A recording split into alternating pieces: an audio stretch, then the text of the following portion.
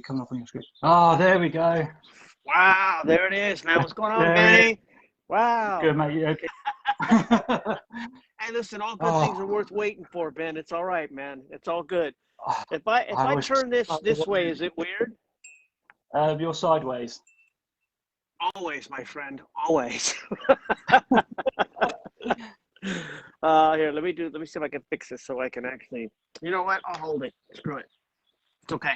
Looks really nice there. Yeah, cool. Yeah, it's I'm up at our beach house in Mendocino, so it's a little Oh, chilly out, but it's a beautiful, beautiful day. What's going it on is in the UK, beautiful. guys? We've actually had some nice weather for once. It's been really sunny here as well. It's been Uh, a good turnaround today. yeah, let's hope it all turns around, right? Yeah, it's kind of put the brakes on very hard, this whole COVID. It's life's gone a bit still, really, hasn't it? It's yeah, it's definitely it's a different world. Like, I wake Mm. up every day, I go outside and I ask myself, what planet am I on right now? But it's all good. It's Oh, good to see you. It's good to see everybody that's joined. I'm not sure. I think there's like 11 of us, and that's good because I like a small tea party. nice. I was driving through Nice. my home. I was driving through my hometown today, and I did see a DeLorean, so it was a sign. There we go. See, I see them all over the place too. So what's going on, Benny? How's everything in your world? Oh, good, thank you. Yeah, just obviously trying to stay positive and obviously Yeah. trying to do some talks like this with people. And it's so wonderful we can have you on. And this is a big moment for me. I'm such a big fan of the whole Back to the Future franchise and even like Freddy Krueger and what you've done. So it's a real honor to talk to you. Well, it's nice to talk to you too. I'm looking at some of the people talking to me here. It's hard for me, guys, to kind of like listen to him and look at this at the same time. So if you're asking me questions, I'm here.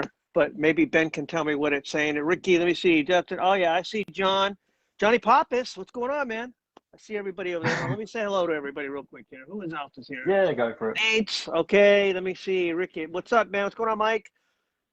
Man, see, all right, everybody's there. Cool, cool. Love you guys too, man. I appreciate your support, man, especially in these times. It's kind of cool. So shoot away, Amazing. Ben. What's on your mind, man? Yeah, so yeah, I just want to talk to you about your career. So let's dive into it. How did you get started? Like, did you always want to be an actor, or did you go to acting school? Like, how did it come Um, about? no, actually, I never even thought about being an actor. I always, I always wanted to be a rock star. I wanted to be I am a musician and I do write and I do play, and that's kind of how I started. I played in bands, when I was young all my life, and I thought that's was what I was going to be doing, and I kind of got discovered by accident. Believe it or not, it's one of those old Hollywood stories that people think aren't true, but that's exactly how it happened. I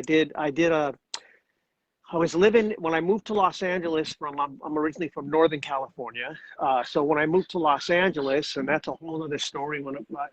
I'm writing my book, when it comes out, you guys will be able to really feel about everything that's happening, but I don't want to give away too much. But I ended up in Los Angeles, and when you read my book, you'll see what that's all about. And when I got to Los Angeles, I was living at a friend's house, and a director knocked on the door, and I was playing Yeah, piano in the living room, and he was a director from UCLA. He was doing a thesis film. It was his graduating film, and he wanted to use the building that I was living in. It was this beautiful uh, Victorian, really beautiful place that my friend's aunt had owned. And I answered the door, and he said, yeah. "Hey, I'd like to wonder if I could use this building to shoot a film." And I said, I don't know. It's not my place." He says, "Well, who was playing the piano?" And I said, "I was." And he goes, "I'm looking for the lead actor in this, and it's about a brother and sister who were fighting over an inheritance, and he's a piano player, he's a songwriter." Hmm. And I just said, Ben, I said, yes, that's all I did. I said, sure. And I did that short film, and they play them at the end of the graduation every year. They'll play them for college. They have their thesis films, and then all of these people come. And it just happened that a very well-known, incredible casting director named Joanna Ray, who did all of Twin Peaks, and I mean, she's had a stellar career in the industry. Yeah. Oh, yeah. Um, I was in the lobby, and she pulled me aside, and she's this sweet little English lady, and she says, she says, "Lovey, who's your agent?" And I was like, "What do you mean?" She's like, "Oh, don't tell me you don't. Christ, you don't do this." And I'm like, "No, it's my first piece." And she's like, well, you're the best goddamn thing in this whole lot of shit I've seen. And, you know, and this is like seriously what she was saying to me. And I was kind of looking at her like, well, what are you talking about? She says, well, you want to do this for a living? And I'm like, I don't know. Can I make any money? I'm trying to get, you know, strings for my instruments. I'm trying to just do all this stuff. And man, I'll tell you, Ben, that's exactly how it happened. She picked me up. Yeah. She connected me with a manager, an incredible gentleman named Michael Hewitson, who managed me for a long time, who I love dearly, and then hooked me up with my first agent. She brought me in for my first 2 films. The first film she brought me in for, if you look at my credits, you might see it, it's a film called Nightbreaker. It was with Martin Sheen, Emilio Estevez, Joey Pantoliano, Leah Thompson, believe it or not. It was one of her first films, and I didn't know at that time that I'd be working with her again in Back to the Future. So I did that film, and like I said, Joanna just pulled me aside. She hooked me up, and I went in and I started booking everything that I read for her, and that's how it happened, man. I mean, that's the truth. You literally got, it's like being in the right place at the right time. It's perfect. Yeah, I think really, Ben, what it's all about, and I tell friends and I tell supporters and people that, you know, life has a tendency to, I look at life as a big door, and it has a tendency to have a lot of knocks on it, and you're either going to answer those doors and walk through them, or you're going to close them. And I've always chosen to walk through them. I've always been the kind of like, you know, if you don't give it a shot, then you have no shot at all.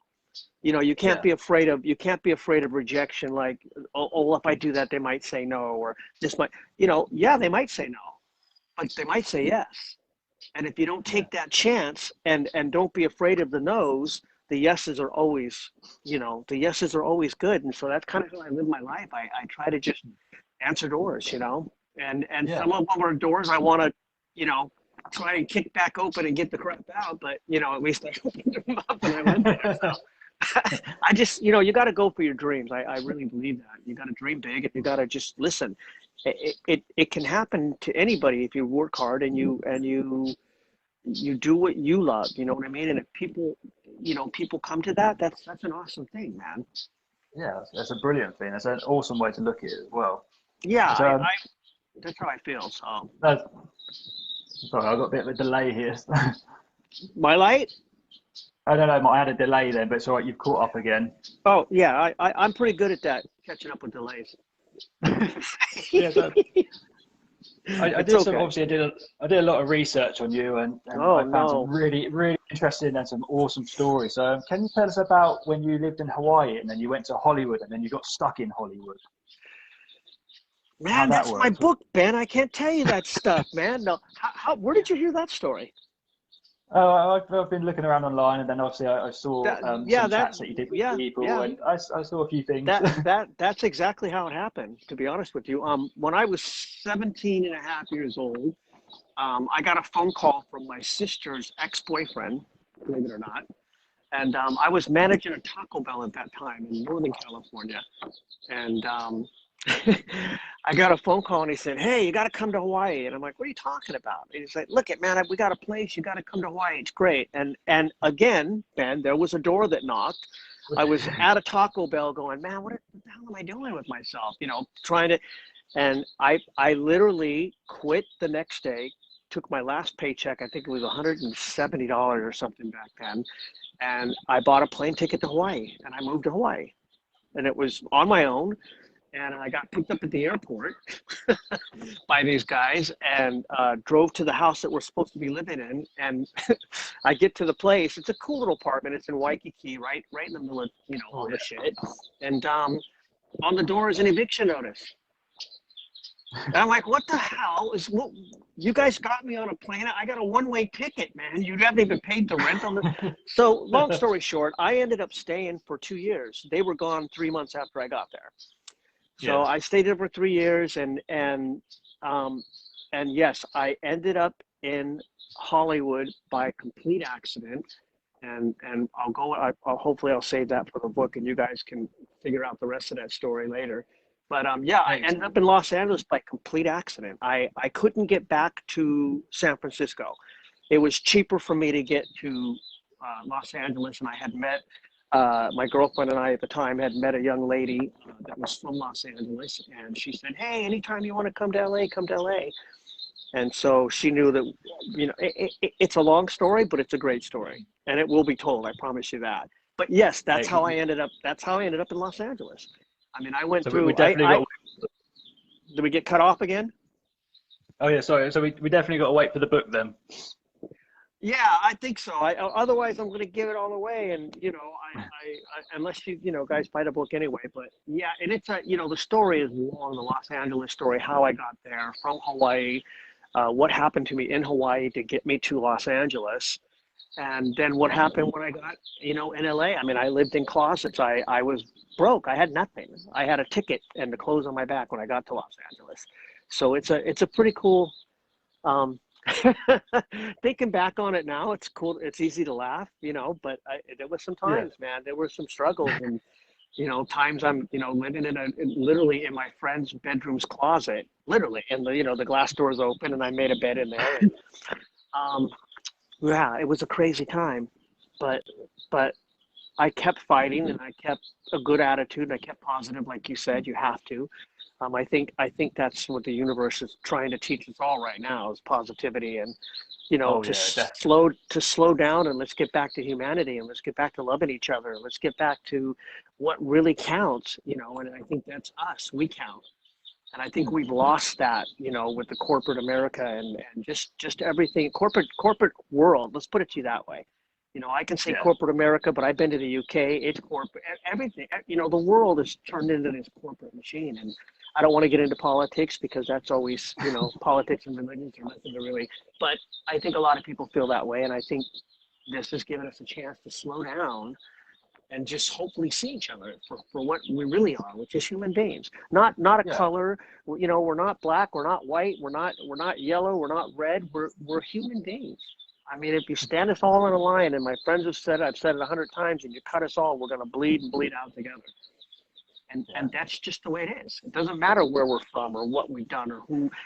None of that matters. What matters is we're the human race, and that's what's important to me. And I hope we get to that, But yeah, the story is. I'm working on the script too. I'm working on a script of my life story, because there's just so many things that, I think that other supporters would be able to relate to. Dysfunctional family stuff, just life, real life, what happens to people, and the scars that they take with them into adulthood, and not even realize that those scars are actually running their lives, and that they wonder, well, why is this happening to me? Well, why is that? And you don't, until you really stop and get it and go, man, you can't. You have to be grateful, and even in the tough times. That's how I feel about it. So moving away from the politics and that, shall we move into Back to the Future? We can move into whatever you like. Sure. Back to the Future, one of my favorite subjects. I mean, take that film take this film, this franchise, for instance, man. This is like, who would have, when I talk to my other, my other acting buddies and my other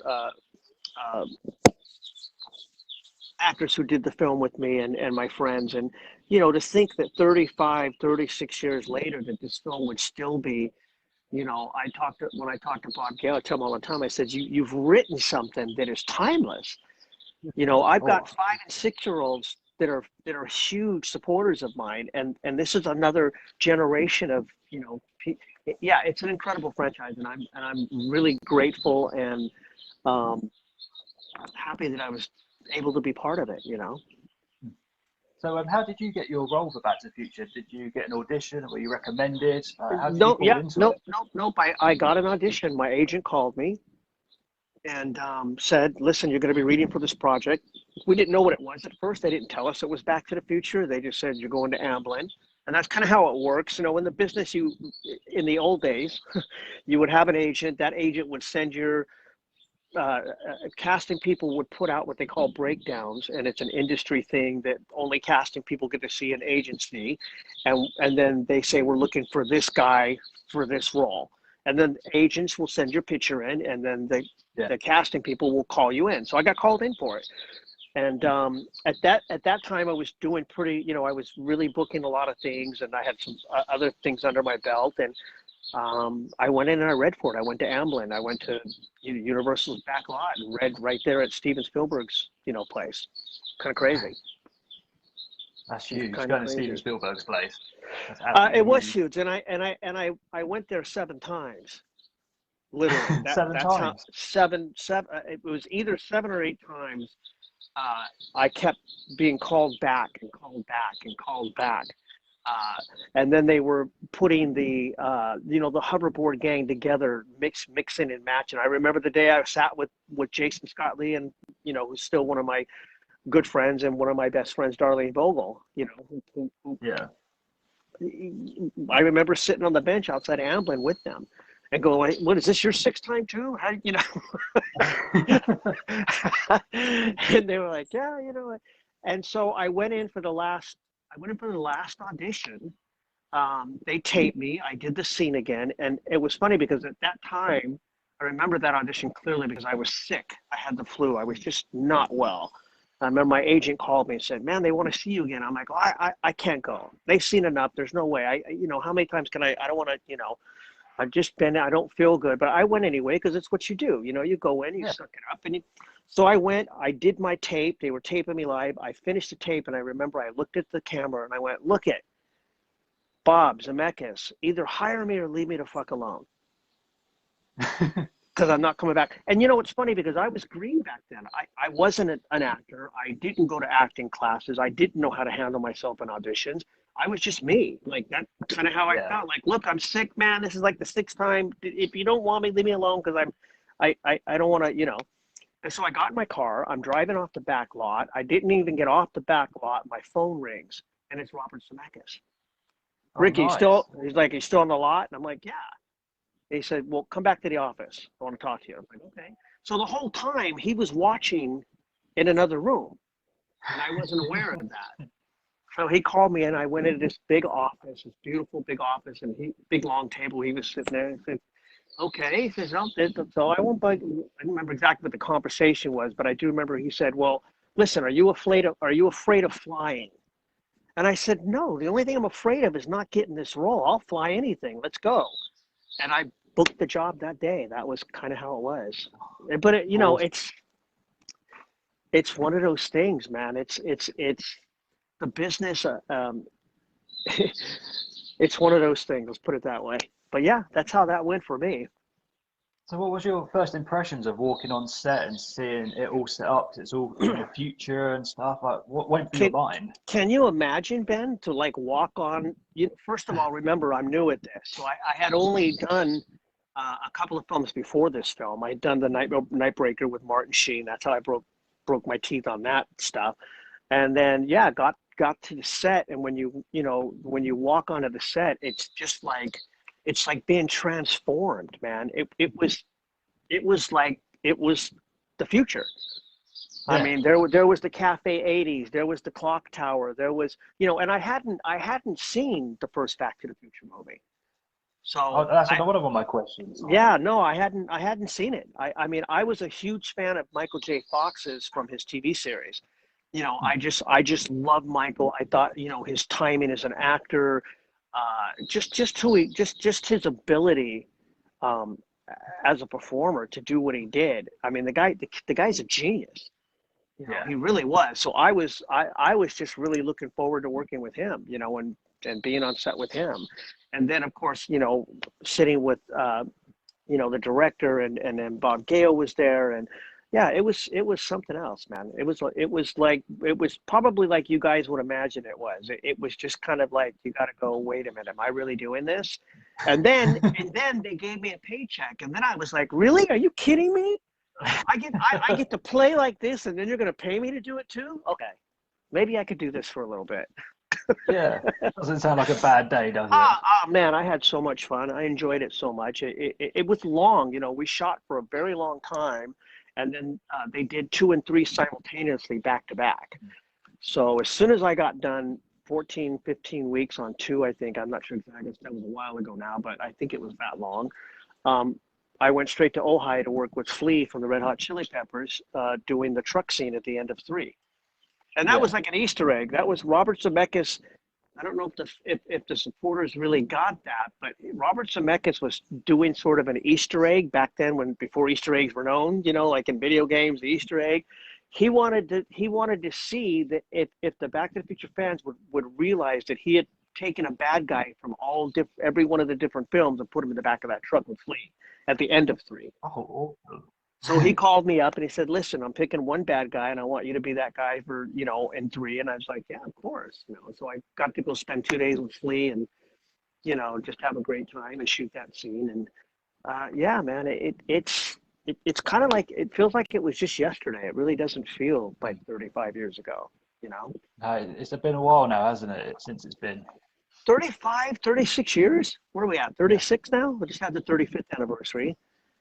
30-year. Yeah, it's crazy. It's just crazy.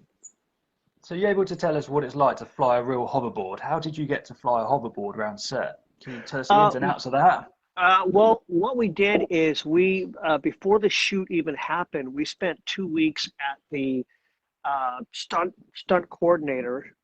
He had a ranch, and we were up there, myself, Darlene, and Jason, and the stunt guys, Gary Morgan and Richie, and a bunch of us were there, and we were learning. They were trying to figure out how to make these boards fly without killing us at the same time. So they had us, they had pretty much the rig set up, and I think you guys understand how it was done now with the cranes and the whole thing. Yeah. And so what they were trying to figure out was how to get the wire that hooked to our belt. It was just this little tiny wire. I mean, like a piano wire. Our feet were free on the board, so we could move our feet because we had to be able to maneuver and shift and ride back and come this way and do all that stuff. So we were learning how to do it, for 2 weeks. We just kept going up to the ranch and working and learning and working, and that's how we kind of learned how to fly them.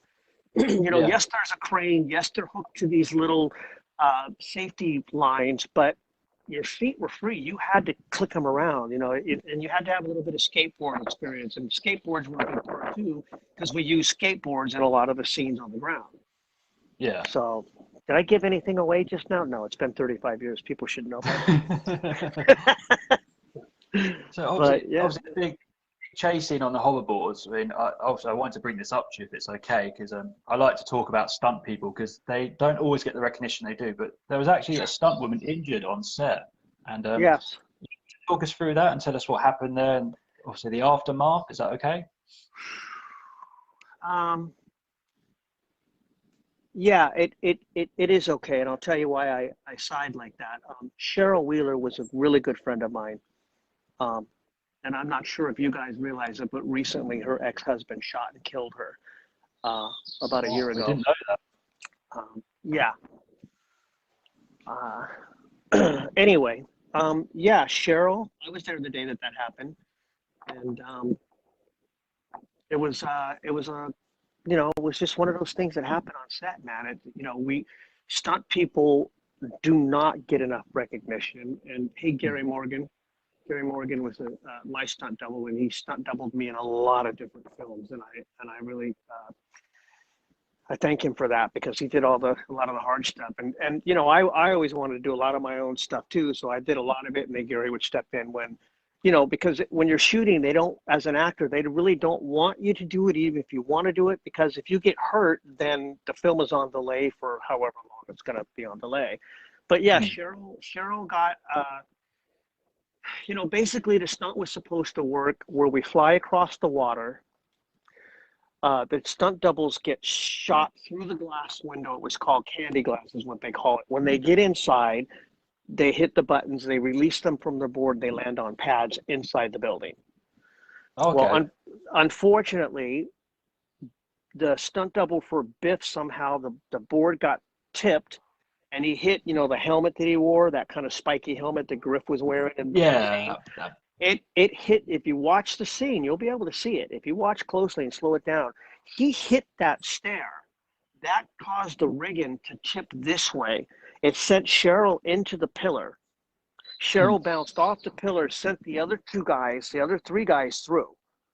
And the guys inside didn't know Cheryl wasn't inside. They blew the cables. She was still outside 3 stories up. So she fell straight. She fell straight to the ground, still connected to the board, right on the, when you go up to the main step, she was laying there. And it's funny because, the only thing she kept saying is, did we get the shot? Did we get the shot? We were like, listen, she had been going through surgeries probably for 10 years, to get that stuff fixed. And she was a lovely lady, and I loved, we were family friends, and I loved her kids. And this tragedy happened last year, and crazy thing. She was a stunt woman through and through. Do you want the show to continue? She's done a lot, and now she's no longer with us, and I hope her daughters are well. And it was a tragedy, and it was Anyway, so that's how that's how that happened. So do you want to walk us through a typical day of filming on set on Back to the Future? Just what your routine would be. Typical day, you don't, and it kind of works like on every film after that, and most films, you get to the set, you have your call time. I always like to get there a little bit early, and then I can go to what they call craft service, and I can get myself a cup of coffee, or just get settled in and ready for the day. And basically with Back to the Future, it was kind of the same thing. We get to the back lot, or trailers are there. Michael's trailer is set up right on the parking lot area across from there was an LA river that ran, and then there was a golf course on the other side. We used to hit balls from his trailer over to the golf course, which was so much fun. But so we would get to the set, and then, I had to go to wardrobe and makeup was to get the hair done, get the makeup that they put on for the outfit. You get in all your gear, and then you do a lot of sitting around and waiting. Yeah. That's kind of what it's like. You wait, and then you get to, it's kind of like, I don't know if people remember Happy Days, but there was an episode when Fonzie had refurbished an ice cream truck, and he just gets it up to 35 miles an hour, and he's got to stop for some punk kid waving a nickel. So it's kind of like that. You go, and then you get, 10, 15 minutes of getting to do what you love, and then you wait for another hour. And especially Back to the Future too, because you got to remember, Robert Zemeckis was creating these new cameras that allowed Michael to be on the same screen at the same time. They did a lot of that technology back then, so they were working those camera angles out and making that work. But I mean, you're sitting on the set with, it's really, listen, they treat you really well. I have no complaints, man. I feel like one of the luckiest guys around, that this is what I get to do this time around in my life. And coming from what I came from, I would have never thought that I'd be sitting there talking to you from the UK, or even getting to travel, which I miss desperately. I cannot wait to get back and come see you guys. We had a very cool trip planned for France for another show, and that was right when the pandemic hit, and that got canceled. And I had a lot of friends that have lost a lot of things because of this thing. But so that's kind of it, Ben. I'm just grateful. I really am. And that's a typical day on most sets. You come in and we see each other and love on each other, and go to wardrobe, chit and chat with those people inside. And I've always, I got to tell you, Ben, I've always been like I said, great. I've always been in awe that I'm actually there. You know what I mean? It's kind of like when I go to shows to see my supporters, I'm still in awe that they want to take a picture with me. It's just kind of like, well, I think I always say, they go, can you sign? I'm like, yeah, as long as you sign something for me and take a picture with me, I'm good with that, because it's humbling, man. I feel gifted and blessed enough, let alone having, this and the Back to the Future fan base is so incredible. I mean, they're so loyal and so incredible. And I got blessed because I also did, the Nightmare on Elm Street series, and there was another fantastic franchise. And the horror community is just this incredible community too, and they're just, so yeah, I blessed is all I can say, Ben. Really, that's how I feel. I'm grateful. So, talking about horror films, I mean, obviously, how did you get into Freddy Krueger? What was your audition for that like? My audition for Freddy Krueger was pretty much the same thing. They called me in. I went in for John. I went in to play John. They wanted me to be John's role, the lead guy, John. I read the script. I got the script. I read it. I called my manager and said, listen, I said, I'm really feeling this Carlos guy. And, everybody was like, dude, he dies first. Are you crazy? They want you to play the lead. And this guy, I'm like, as an actor, which I like to be real and true. And John's character was cool, but I wasn't feeling him. I understood Carlos. You know what I mean? And so when I called my manager, he's like, well, listen, I'm not telling you what to do. I'm just telling you he dies first and, blah, blah, blah. So I went into the audition. I read for John. They loved it. And then I said, listen, I really don't want to play John. I want to play Carlos. And I remember Aaron was one of the producers. He was in the room and he said, well, okay, do you want to read for him? I said, yeah, I'd love to read. I got done with the audition and they were like, yeah, you're Carlos. And, I didn't think twice about it. I didn't think twice about giving up a lead role and listen, my buddy Sean Greenblatt did an incredible job. And I probably would have never got that friendship, had he not got the role. And we're still good friends. And he's an amazing guy too. I love him too. Shawnee Greenblatt, I don't know if you're out there, but I miss you, brother. But yeah, so that's how that happened. And I booked that, right off the first read, I booked it. And then, and again, I'm really sorry, like horror community, but I had never seen a Nightmare on Elm Street movie. The only horror movie I'd ever seen was The Exorcist with Linda Blair, and it scared the shit out of me so bad that I never watched another one. It haunted me for years, man. It haunted me. Your mother's in here. It's like, okay, I'm done with that shit. So I never really thought about it. I never really watched horror movies, and it's not a bad thing. It's not like I know.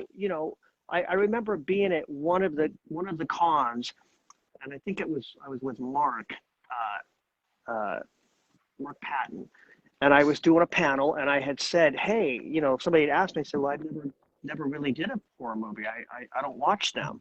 And I remember him after I got done, he was like, what are you doing? You gotta, you tell him what I'm like, that's not who I am, man. I'm not going to sit here and tell the people, oh yeah, I watch every horror movie out there. I love horror movies. And that's just not who I am. And I don't think it makes it a bad thing. I love doing Freddy Krueger movie. I love doing Nightmare on Elm Street. I love being Freddy Krueger's favorite kill. When he announced that in Pasadena that time, I was just like, really, dude, you've killed a lot of people. Carlos is your favorite? Yeah. Okay. And he said why, because he was handicapped, and he's right. Who better for for Freddy Krueger to pick on than some handicapped guy? It's like he just, it was fun. But yeah, I love the franchise. It's dear to my heart too, and I love Robert Englund and just everybody, all the actors in that group of films are great people, and I'm again blessed to have another fantastic franchise like that. That's just it doesn't seem, no pun intended, to die away either. But yeah, so that's kind of how that went too. Yeah, so when I watched Freddy Krueger at a very young age, and it terrified me. So what was it like being on set with Freddy Krueger in his full makeup trying to chase you and kill you? Was it as terrifying as it is? Yeah, I'd never seen the film, so I really didn't know what was going on until I read the script, and I was like, who is this guy with the claws and shit, And I didn't get to see Robert before our first scene. Oh, nice. So here I am in the boiler room. That was our first scene, the boiler room. And Robert is he's such a kid, man. He's so much fun. He got so much joy out of scaring the shit out of me every day, because when you do films and you're blocking, the director will say, okay, Robert's going to come from this side and tap you on the shoulder and blah blah, and of course Robert, being the incredible cat that he is and such a fantastic actor, would always do the opposite. So I'd be expecting him over here, and he'd scare the shit out of me over here, and I'd be so a lot of that stuff was like real reactive stuff, where it was, I remember the scene with the Q-tip and how much work we had to go through. John Buechler and another buddy of mine who was one of the makeup guys on there, and it was a tough scene to do. We had to really sell that at that time. You got to remember, there wasn't green screen. There wasn't a lot of No, that no. going on back then. So a lot of that stuff was done with, I had to have a head cast made, and then I had to be where they were blowing up the head. I was behind the head. My hands were working. Everything. It was quite the experience. That's for sure. And then once I did my first scene, then it was Robert and I in the makeup trailer at 4 in the morning, and Robert and I, the last one's leaving because we had to get all this makeup off. And, Mm. it takes forever to get it off. It's all glued on. Everything's glued Yeah. on, and then they take, you can't just rip it off or your skin comes off with it. And so we Oh, got to know each other pretty well at that time, and Breckenmeyer, and which is kind of cool. Here's a little tidbit for you. I have a video that Breckenmeyer and I put together while we were on the set of that. No one's ever seen it. We made oh, this. okay. We made this documentary behind the scenes tape, and I'm gonna be putting that out pretty soon. I finally thought, you know what? I think people need to see this, and it's just really cool. It's us screwing with the cast, and it's all the behind the scenes stuff. And Brecken did a great job putting it together. He was a huge Nightmare on Elm Street fan at that time. Spencer Breckenmeyer. Yeah.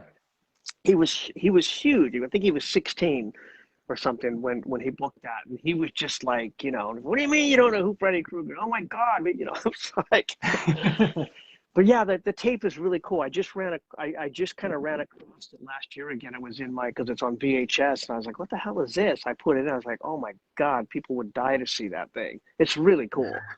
Oh, I'm We'll so see. looking forward to. Maybe I won't put it out. Maybe I'll maybe I'll keep it. I don't know. No, I think my supporters deserve to see cool stuff like that, and that'd be cool. But that's how that went. Another franchise that I'm grateful to be involved with and have a chance to, hang out with Robert and do those things, man. It was pretty Yeah. incredible. So talking to franchises, because I don't know if a lot of people know this, you were part of the Pizza Hut franchise as well. Well, you did do your homework, didn't you? I was really impressed. Bigfoot! It got me. Yes, I did. I did the Bigfoot campaign, and again, man, there's another great story, because this was at a time when you were either a commercial actor or you were a theatrical actor. The two never crossed. If you went into commercials, you would no longer work as a theatrical actor. They didn't take you serious. So really, you would never see like the stars that do commercials now. Back in the 90s, early 80s and 90s, you'd never see that. That just wouldn't happen. So I had always said no, and then as we got later on into the 90s, and then, bigger stars started doing stuff, a friend of mine who produced those spots called me up and said, Ricky, man, I got these spots. You're perfect for them. I want to bring you in. I'm like, man, dude, I don't do commercials, man. I'm a real actor. Yeah. And he's like, listen, man, this other, this guy did this and this guy did this, and it's changing. People are doing it. And I'm like, man, let me think about it. And they called me back up and listen, man, the auditions are coming. I gotta, and my wife said, listen, just go read for it. What's it going to hurt you? And he called me and says, listen, man, I'm going to make you a lot of money. And I was like, well, the business hasn't always been about the money for me. It's more about the work that I really enjoy. And I have starved my whole life. So I have no problem eating, top ramen and hot dogs. No problem. Done that for a long time. And I wanted to do really good things. So anyway, so I finally said yes. I went in. Of course, I booked it immediately. And I think I did almost 20 or 30 of those spots. They were running everywhere. I was the big pizza guy. They ran during the Super Bowl, and again, I had a lot of fun shooting those. I got to play all these different characters, which is when I went in and they decided to hire me for a bunch of them. I said, look, I want to be able to play other things. And I played an 80-year-old senator. I played a school teacher, and it was all makeup. Like it was me, and then I'd pull the mask off, and I would be the teacher. And they aged me to a senator. I don't know if you guys, these spots are a little bit, you could probably see them on YouTube, I would imagine. But there was one called The Senator. Yeah, there's one called The Senator, and I play a senator, and we're in this Capitol meeting or whatever, and I'm saying, I said $5.99, $5.99, and then I come through the door because it's Bigfoot Pizza, and it was just, yeah, I had a lot of fun doing those, man, and I did make quite a nice little chunk of change on that, but it was fun. Yeah, can't do that anymore. Can't make money on commercials anymore, but you could back in those days. So, But yeah, good for you, Ben. You did your homework. I love that, man. Pizza Hut. Wow. A little bit more for you. Like, I was going to say, what else you got? Part of the thing that I do on my community is we help people with film props and obviously verify if they're real and consulting people and that. Oh, yeah, But I saw your website. Yes, of course. You've got quite a cool, interesting story about taking a prop to an audition as well. Yeah, Seinfeld. Yeah, I thought that was brilliant. It's one of the best things I've seen. Like, man, again, you got to remember, I was green. I didn't know how how to handle myself in an audition. I would go in and just do my thing. And I remember reading. I don't know if you saw the episode with Kramer. I played Ricky the Freak, or hippie number one, however you want to put it. And I did 2 episodes with them, and working with Michael Richards, who is a beautiful man and such a talented actor. And again, I got called in. I went to, I think it was Paramount Television, so I went to the Paramount lot.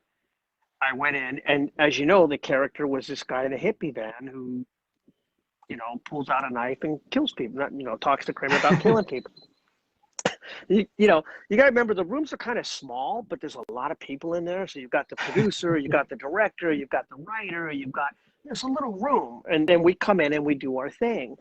And I started reading. I'm like, hey, Kramer, dude, did you ever kill a man before? He's like, no, dude, what do you think? And that's when I go, well, if that ogre dude ever did that crap to me, man, I'd stab him. And I pulled out this fucking Bowie knife that I brought with me, like a real knife. Dude, you should have seen the room. The whole room was like, oh, shit, man.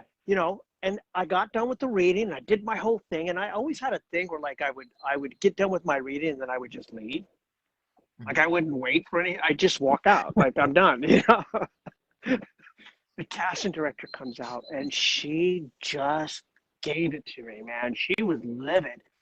It's like, look I don't know, you don't ever come in, you never bring a fucking weapon into an audition. What is wrong with you? Are you out of your mind? You got to be on the set Monday. Don't ever do that again. I'm like, what do you mean? Well, of course you booked it, but don't ever do that again. I don't like the whole miming thing. Like, there were auditions where I would just go, look, I'm not going. I'm not going to mime a bunch of, it just doesn't feel real to me. And that's what I'm really about with my work. I like to be, if you don't feel something from it, then I'm not doing my job. And if I'm not feeling it, then I can't make you feel it. You know what I mean? Yeah.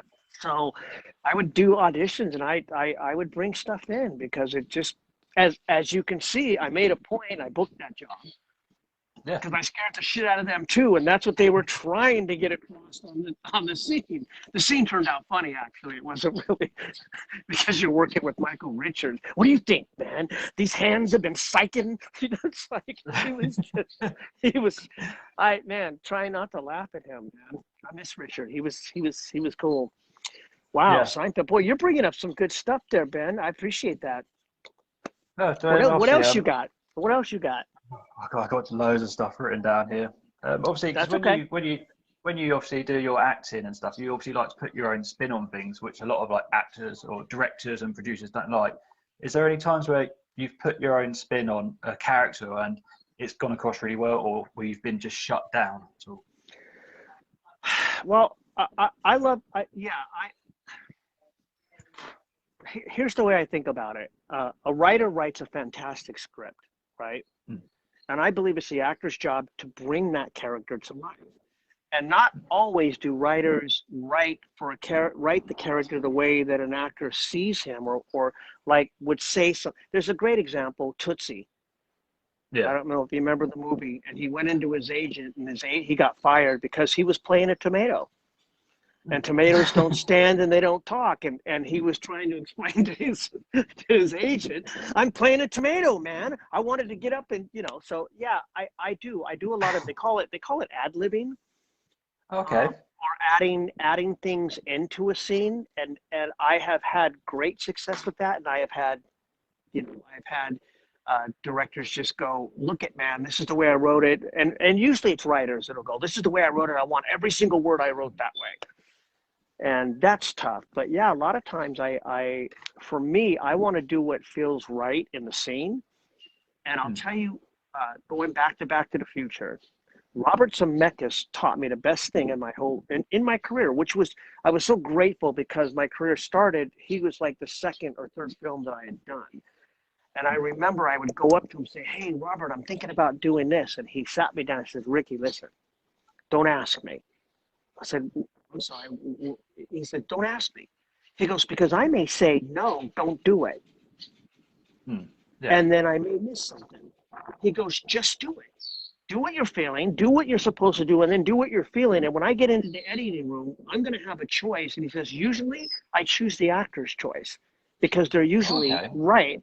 And I love that about Bob. Bob's an actor's director. I love working with what I call actors directors because they hire you to do something and they trust you to do it. And they guide us through the points that we need to get guided through. But as far as letting us just be free, it's, it's kind of like what you hired us for, and I did butt heads with a few, and that's kind of what I said to them. I said, you hired me because you liked what I do, and that I'm on the set and you're not allowing me to do what I do. So how can I give you what you want? You're not, you got to work with me here, man. If the line says the, and I leave that out and say, okay, but it still gets to the point of what we need, and it feels better, then I need to do that, And I get it. But there are some scripts that you need. They're written so well that you don't want to change anything because the writer's got his shit together. This stuff is great. I'm not changing anything. But yeah, I did. I am the ad lib king for sure. I definitely like to put my own spin on stuff. Well, you did a wonderful, obviously you did your wonderful spin with Back to the Future 2015. Oh, thank you. That was awesome. I really enjoyed that, and I thought that was brilliant. I mean, that was all your own work and everything, wasn't it? Yeah, I appreciate that. My partner, Robert Bocage, who directed with me, and he wrote the little story. He talked to me about it, and he wrote this, and he sent it to me, and I said, man, this is really cool. But as I said to him, I said, listen, this is Bob Gale's baby. He doesn't let anybody do anything like that. It just doesn't happen. So I sent the script to Bob, and Bob loved the script. He got back to me. He said, no, yeah, go ahead, Ricky. And he goes, what, do you need any help getting on the back lot at Universal? So he helped me get on the back lot at Universal. He made the call for me. We got to shoot on the original back lot. We shot at the original Doc's place in Pasadena. I call my good buddy, Mayor Goldie Wilson. And he came on and did a great role. And of course, one of my best friends, Darlene Vogel, who's one of my favorite actresses around, she came and played and revised the role with me. And we basically made it, as you saw, about, they were skateboarders. I thought, these boys don't work on water. What are you, crazy? Well, yeah, I'm really proud of that thing. And the most thing I'm proud about is it was for the 30-year anniversary. And we basically put that entire thing together in less like 2.5 weeks. Oh, easy. And I mean, nice. I mean the special effects and everything. We did all the hover. I mean, the DeLorean flying in. We did that. We did all that stuff, all of it. And then we had the script for a while, and I couldn't find Michael. I couldn't find the Marty that I wanted. And I was at an event. Paul Casey, another friend of mine from Las Vegas, he does Star Cars and a bunch of great shows. I was at his show, and I was at, they do usually it shows that do the under the sea dance all the time. That's kind of like and you get to meet and greet, with your supporters. And I was standing in line to get a Coke, and behind me I hear, can I get a Pepsi free, please? And I turned around, and there was my guy in complete Marty uniform. He was living somewhere else. I turned around. I said, "Oh my God, man!" I called my director up. I called Robert up. I said, "Robert, I got him. I found him. I got him." And that's how that came about. We flew him in to Los Angeles. I worked with him, and he did a fantastic job on the film. I thought he makes, he made a great Michael J. Fox, a great Marty, and that was kind of how that went, man. I'm really proud of that little short, especially we did it with no budget, no money.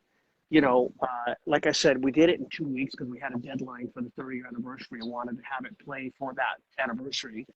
And I thought for what we did, it came out pretty fun. It was a fun little piece. It was a really I'm good glad project. you said really something. Back to the 2015 future. You can see it. Go to the website. A lot of fun. And that was a fan film. There was no proceeds made from that. None at all. The only person who gets paid for that is Silvestri for the music. They still give YouTube gives him payments for that. But we did it as a total fan film. Haven't made $1 on it or nothing like that. Just put it out there. And, that's amazing. It's pretty cool. What's it got, like 4 million views right now, which is kind of cool. I think, it's really ranked up now. It's really cool. So happy about that. Yeah, I love that, man. I did that for the supporters. I hope you guys enjoyed that. So, it was brilliant. Good. So obviously, one of the reasons why we got you here today is because you're going to be doing a signing with. And what I loved about it is you're doing it for a charity as well, for autism. Is that right? Yes.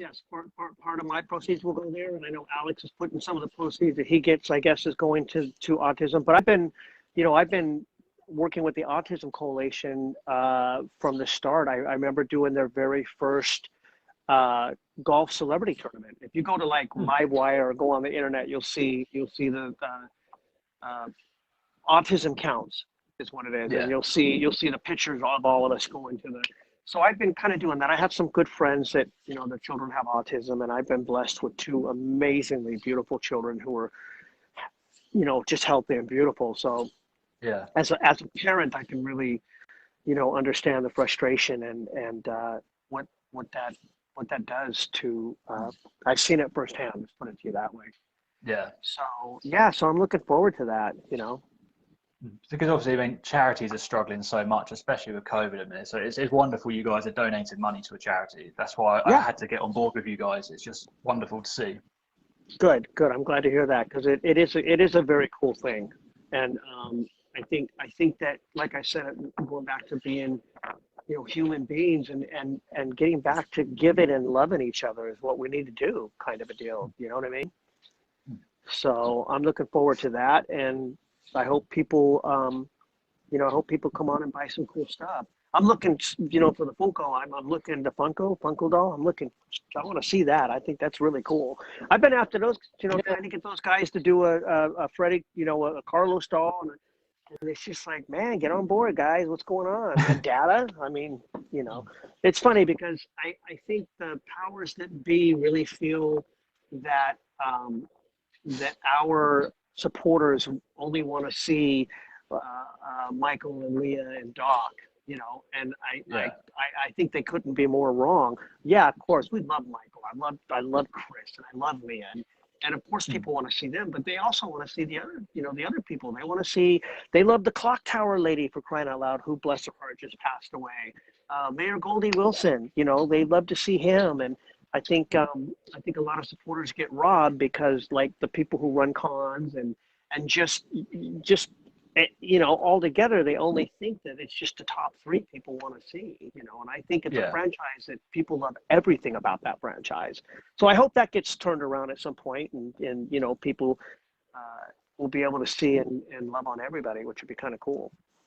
But it's up to the fans. You guys got to make noise. If you want to see somebody at your favorite con, I don't think people realize that we don't pick where we go. We're invited. If we're not invited, we don't get to go. It's kind of that simple. So people come to me and go, well, how come you're not here? And why don't you go to Wizard World? And how come you're not? And it's like, because they've never invited me. When they do the Back to the Future stuff, it's normally the top 3. So, which, like I said, again, I love them. I would love to be part of that, but it's up to you guys. You got to make noise and say, hey, this is who we want. They're feeding you what they want to feed you, not what you want to eat. That's a really good sound. I like that. Yeah, I mean that. I don't think they, But anyway, now I'll probably get shit for that, but that's okay. I don't mind. So with your signing, can people? I mean, are you going to personalize stuff for people? Are you happy to put names and quotes? Like, how are you going to Of sign course. for things? Yeah, absolutely. I don't charge extra for quotes, and I really, I don't want to get too deep into it, Ben, about how I feel Yeah, about the convention circuit and the way that supporters are treated. I will say that I think it's called a con for some reason. But yeah, no, I don't. I listen.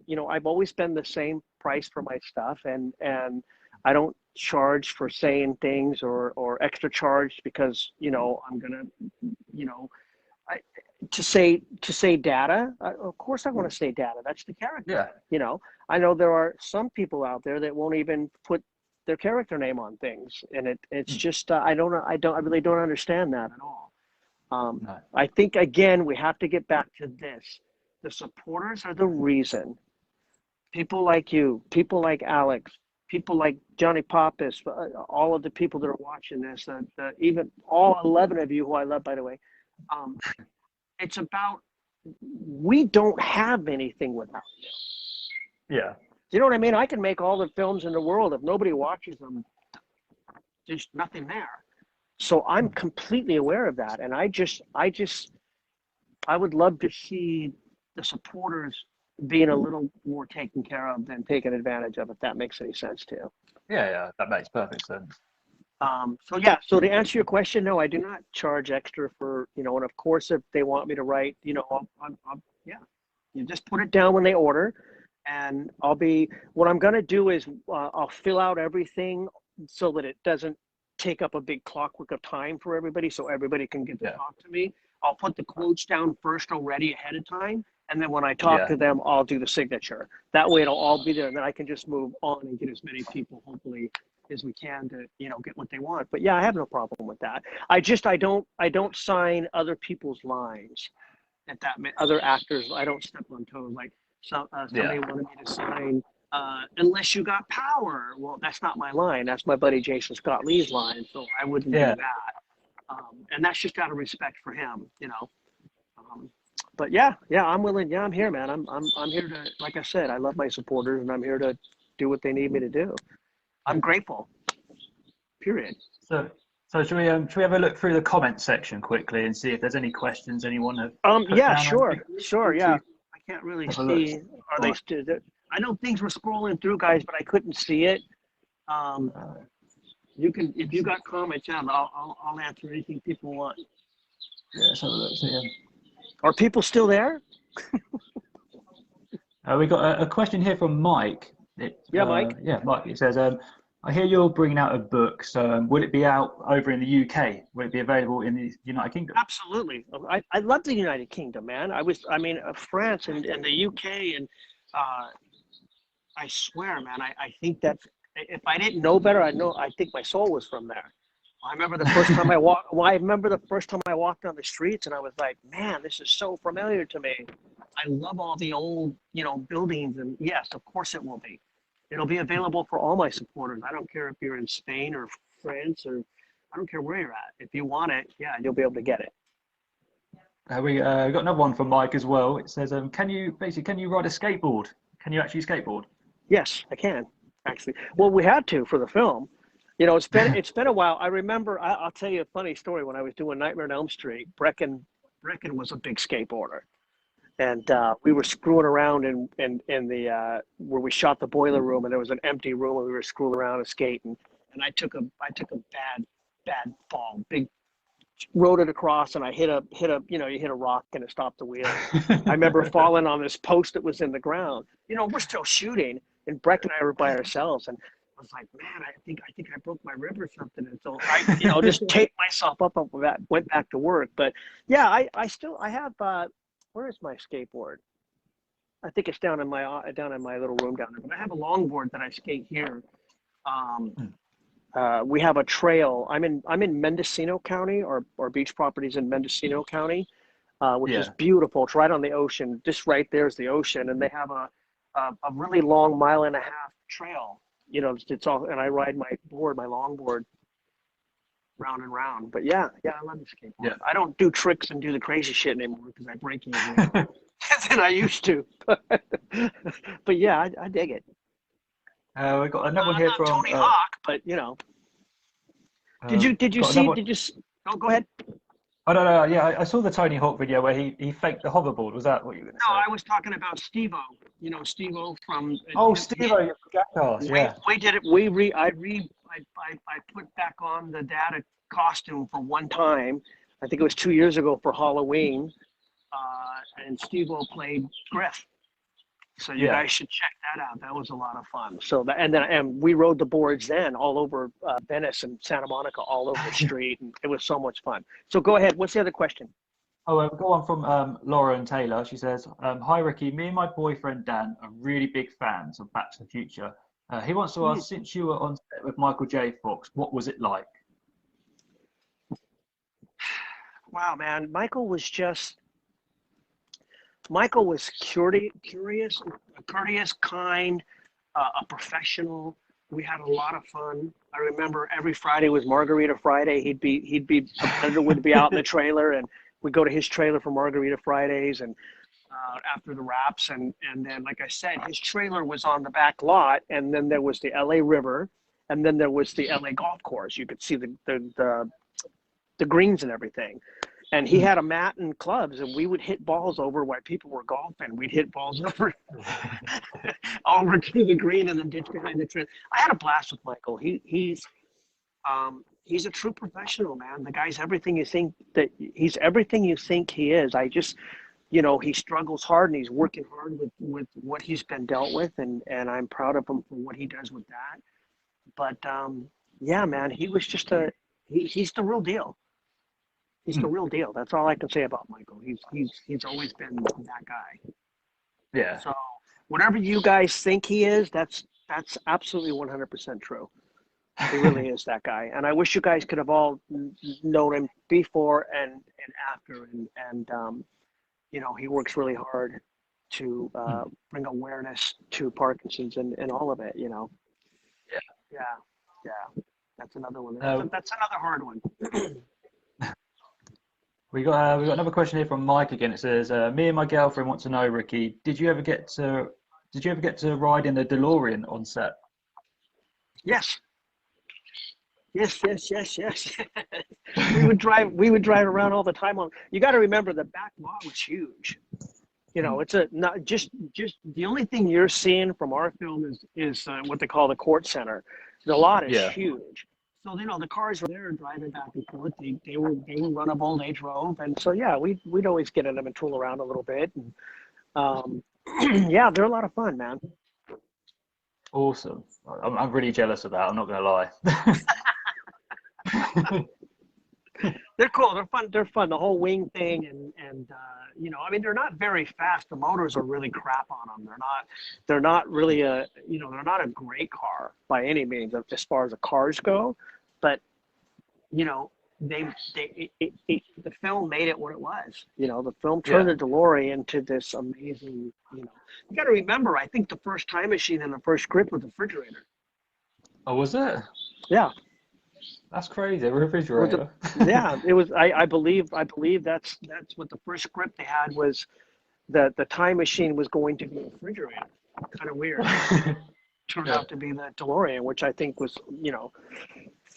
probably the best move ever. Yeah. And there's another little tidbit I'll throw out for you guys. I am working and have been working on another script with another partner of mine. And it is going to be Back to the Future related, but it's going to be like DeLorean related. So look out for that too. I'll let you guys know when it's coming. It's a really cool story. It's going to be it's true. The whole thing is true. And I'll give you a little synopsis of it. Where I live in Los Angeles, there's a hiking place called Runyon Canyon, and my wife and I would hike up there a lot with the kids. And every day I went by this one property, and a DeLorean was sitting in the driveway, just sitting there, rotting, kind of like, for years. And I would put notes on the door, like, "What are you doing with this car? I'm really interested. It's a DeLorean." And I just never heard. And this went on for 10, 15 years, maybe 20. And I just never got an answer. And I'd go by every day and go, man, there's that thing's just sitting out in the sun. Is what's going on with it? And a long story short, I finally did get a hold of who owned it, and he and I are working on a very cool script right now. So that's going to be out there soon. It's wicked. It's going to be really cool. I know that there'll never be another Back to the Future and Robert, Bob Gale and, there's not going to be a 4. But this, I think, will be the closest thing to that once we get rolling. So it's going to be cool. It should be a lot of fun. So, and I'm giving more information. What you 11 people are getting more stuff than all the secrets what else, are coming Ben? out. More questions? Thank you, Mike. I appreciate that. You and your girlfriend. I hope you're doing good and safe. We got one from Adam. It said, "Did you get to keep anything from any of the films?" I did keep stuff from. I do have stuff from the films. Yeah, just little private things that are there for me. Yeah. Yep. I'm not going to tell you what they are, but yes, I have. From Nightmare on Elm Street, from Back to the Future, from Seinfeld. I always kept a lot of stuff. Back in the early days, you could buy your wardrobe. Like I always had the coolest wardrobe, and I would say, "Hey, can I have that?" And they'd give it to me. And then, time went on. They realized, shit, wardrobes are worth money. They don't do that anymore. But yeah, I have a pretty cool collection of stuff that I keep in my office. Yeah. Oh, that's awesome. It's good to know that you've got it and kept it safe. Oh yeah, of course. I have I have one of the original ears from Freddy. I have, I got some cool stuff. Nice. I'm not going to tell you what it is, but I do have some fun stuff. Thank you for that question, by the way. That was a good question. Got another one. Actually, John on here has just said the Pizza Hut adverts, there are on YouTube. You can find some of them. Oh, good. Bigfoot! Yeah, those are out there. They were fun, man. Like I said, I'm grateful for all the work I got to do, and they were fun to shoot. I had a good time with those. We've got another question here from, I think it's Isaka. I'm bad at pronouncing names. It said, what was your favorite role to play? Man, Ben, I get that a lot. And I really have to be honest with you. I really loved everything I did, because as we talked about earlier,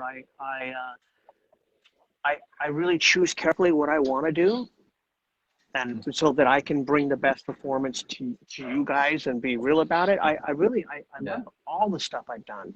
I mean, there's little roles that I've done. There's little tiny things that I've done, and I'm the king of getting killed on film. I mean, for some reason I die a lot, and I don't understand that. But yeah, I there's not one favorite role of mine. I got a low battery here.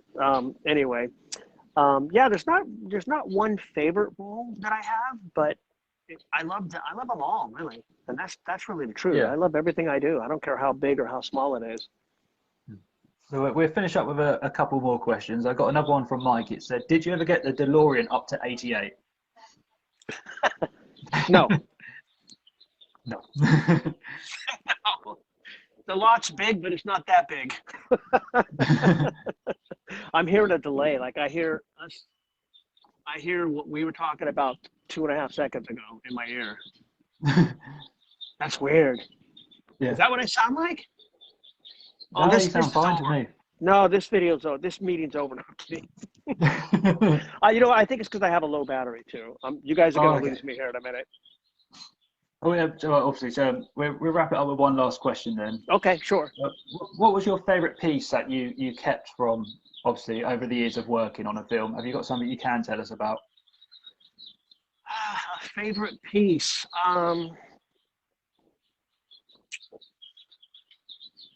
Again, man, I love all that stuff. The hoverboard, the ear from Freddy. I have the original knife I went into that we talked about with the Seinfeld audition. Yeah. I kept that Bowie knife. Yeah, I like it all, man. There's not one favorite. There really isn't. That's brilliant. But yeah, obviously, Ricky, we'll wrap it up there then, shall we? But I just want to say a really big thank you for obviously talking to me today and for doing the signing and raising the money for autism. I'm so looking forward to watching the live stream, and obviously it's going to be an awesome time and something positive we can give to people. I love that, man. I love that. Ben, thank you so much for having me, man. I really appreciate it anytime. And You're welcome. I It's been hope amazing.